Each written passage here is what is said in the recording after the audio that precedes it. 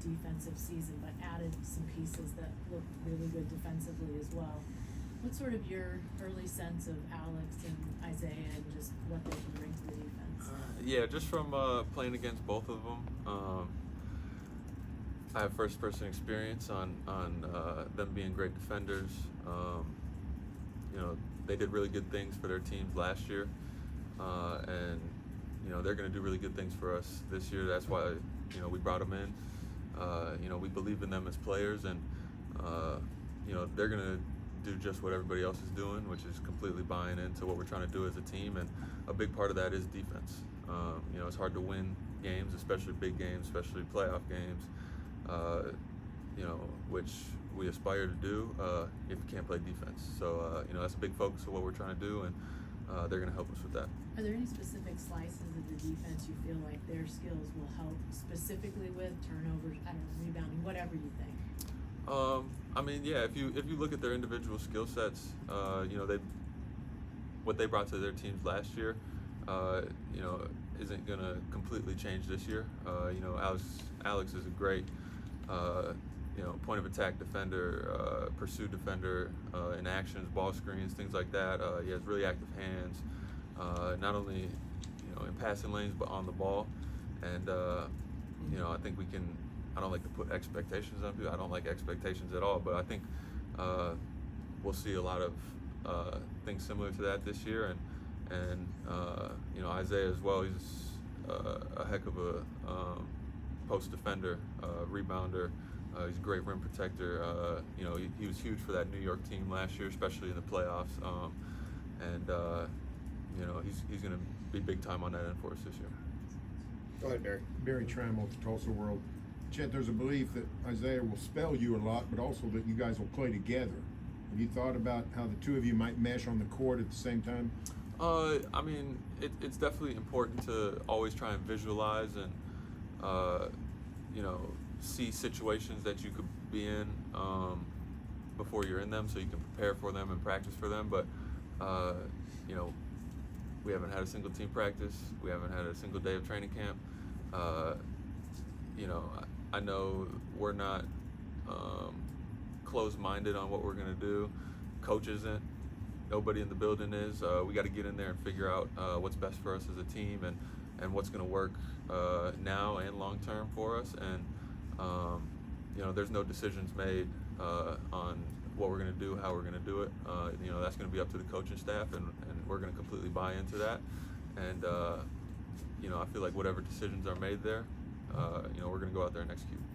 Chet, after last season during an exit interview, Sam mentioned that you guys need to improve as a passing team, and there was also some conversations about getting you more involved as a playmaker. Some skills, it seems like the blueprint's pretty straightforward of how to improve, better shooter, you need to get more reps in. What does it sort of look like to improve as a passer and playmaker? I think there's a lot that goes into it. Part of it is reps. Sometimes you have to get it wrong to get it right.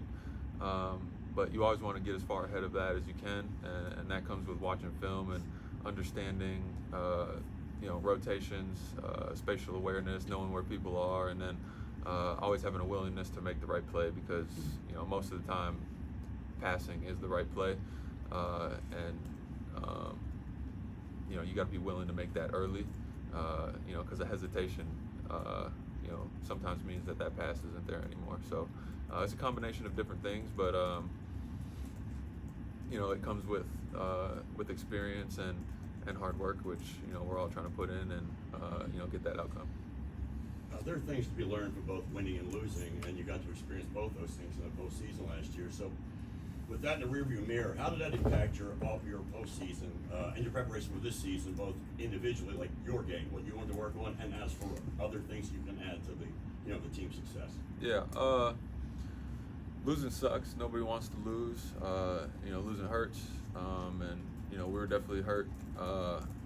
When we lost last year, we didn't like that, but it gives you valuable lessons if you allow it to. When you win, a lot of times you can kind of gloss over mistakes that you had. Well, we won the game, so we must have been doing everything right. You know what I'm saying? But when you lose, it really opens your eyes to what you have to work on, and it also tells you what you have to work on because you lost for a reason. You know, if you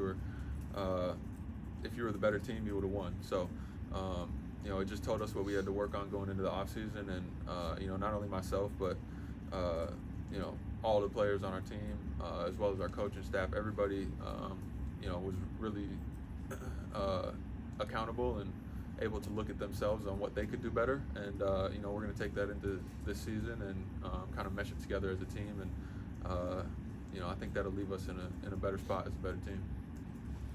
Yeah, Chet, you're going to try to play in all 82 again?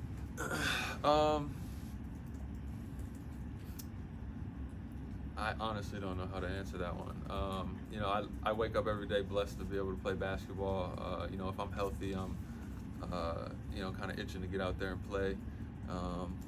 But there's a million different factors throughout the season that you can't plan for, and you know, I don't want it to be detrimental to myself or my team to go out and chase that.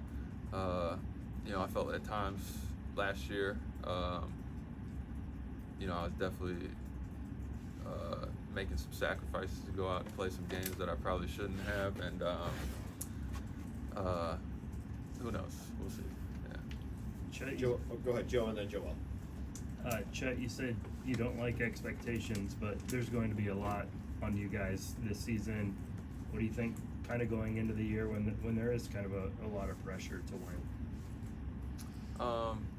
I mean, there's always pressure to go out and win because we have amazing fans that spend their hard-earned money to come watch us play, and they're not coming to watch us play to go out there and you know, put up duds or suck. So you know, it's on us to really go out there and give it our all to, you know, try and win these games. You know, we're never going out there trying to lose. We're trying to win games, and you know, that's what makes it tricky because you know, you got to be real careful with expectations, especially when you attach them to outcomes. You know, if you put expectations super high and you're just short of it, you might think that you weren't successful, and if you put expectations super low and you're just above it, you might think you're really successful. So you got to be careful with expectations put on outcomes. You know, around here we really emphasize putting expectations on processes, how we show up every day, how we go about our work, what we do, and the attention of detail that we do it to. And you know, that's what we're really focused on. And you know, it's worked for me in the past to get better, to become a better player, better person. So you know, my expectations are on, you know, how I get better every day, you know, how I show up, how I lead, and you know, I think that'll leave us in a good spot. And you know, I feel like everybody has a good understanding of that in our organization. Joel, go ahead. Chet, it seemed like, at least based on your Instagram, you were here for longer stretches of time during the summer. Why did you make it a priority to be here? I love OKC. That's simple. Yes, sir. And as far as your off-season workouts, everybody seen you, the Chris Johnson runs, or the Riley KU, whatever it might be. Just how intentional are you about who you're in the gym with throughout the summer? Part of that's tough because NBA players are notoriously bad with scheduling.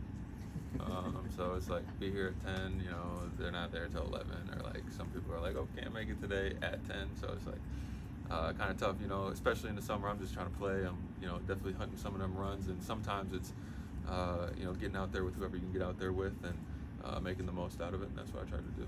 And one last thing for me, just you talked about accountability. What have you seen as far as Shea, really grasping accountability and trying to take accountability, whether that's in May or just during your time here? I mean, you see it in a lot of different ways. You see it in the way he works. You know, he understands that he's a big part of what we do and making what we do go. And you see that every day when he comes in. He works hard. He does everything right by the textbook, and even beyond. You know, there's accountability by action, and then there's you know, accountability by word, I guess. And you know, he says all the right things, not just to say the right thing, because he really means it. And you know, he's been a great leader for us so far, and he's going to continue to do that going forward. Thanks, Chet.